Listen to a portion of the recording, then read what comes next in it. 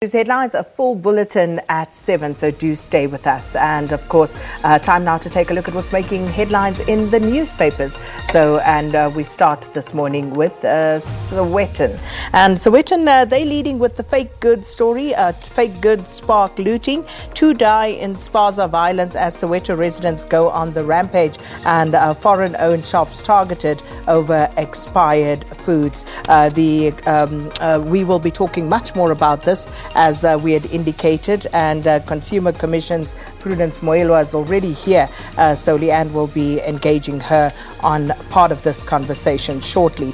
Also, don't mess with my black coffee, Entle. This is, of course, the wife of DJ Black Coffee, talking openly about women inboxing her man, and talking about how her sisters have done her wrong. And we have these empowerment gatherings talking about how we empower one another, but then behind our backs you go and you inbox my man, kind of thing. So she came out there on that story. Good for also, a very tragic story about a student taking his own life after he failed an exam. And a story that you were touching on, the Limpopo story, Sowetan is carrying it. The University of Limpopo there. Students walk out of exam room. And again, it's those two versions. Some are saying it was the wrong exam. Others are saying it was just too difficult. And they even go on to say that the lecturer himself does not understand philosophy. So how can he teach it to us, according to some of the students there? And these are education, third-year BA education students. Okay, we'll move on to the next front page, and that's the Citizen. Same story, very, very similar to the Sowetan, talking about what happened with the looting. Zeno looting grips Soweto. At least 2 people have been killed as residents unleashed a looting spree on foreign-owned spaza shops, sparked by allegations that they were selling fake food that was causing widespread illness. They go into detail on this, and then they also talk about the fact how it spread yesterday from White City to Protea Glen, and it really is a situation that got very much so under control. We'll talk more about that. You've heard we've got the National Consumer Commission in studio with us to talk more about that. The other stories that they're following also on Sports News, Gabuza to face the music. So that they're taking seriously, so he's not off the hook yet for his little rant that you saw on the field in our Sports News as well, and everyone's been talking about it. So they're basically saying that Orlando Pirates legend Andre Sebola is hoping that Gabuza's jaw-dropping behavior during the Buccaneers' 2-1 win over Black Leopards on Tuesday evening does not spell the end of his career.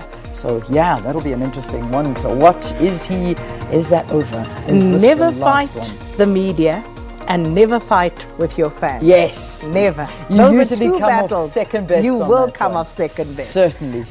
Yeah, that's a absolutely. big thing. And then finally, let me take on its same students demanding killer's identity. This is TUT, which we're also going to be talking about.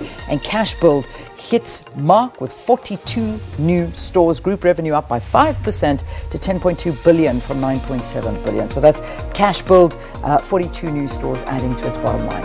Okay, all right. Paper. And we'll go from that good news story to not so good news, and that's the Business Day, their front page this morning. So their lead story, mismanagement at SARS led to the VAT hike. Now, I think we kind of knew this, but there's always something about seeing it, in black and white and unpacked.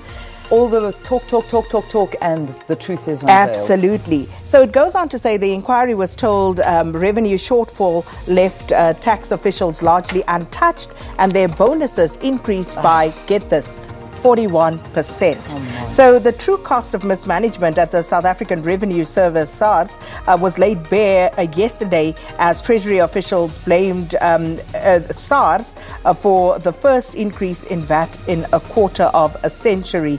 And the 1% point increase to 15% was the centerpiece of former Finance Minister Malusi Gigab's budget in February, as the government was scrambling, of course, to fill a revenue shortfall of about 50 billion rand. But the shocking thing is that the bonuses increased 41%. 41%. Yeah. So that is a story difficult that to wrap your head around. Make you very, very angry. And also, Distressed SOEs plead for fresh bailouts. Now, the concern here is that the list of state-owned enterprises hoping for bailout in October seems to be growing.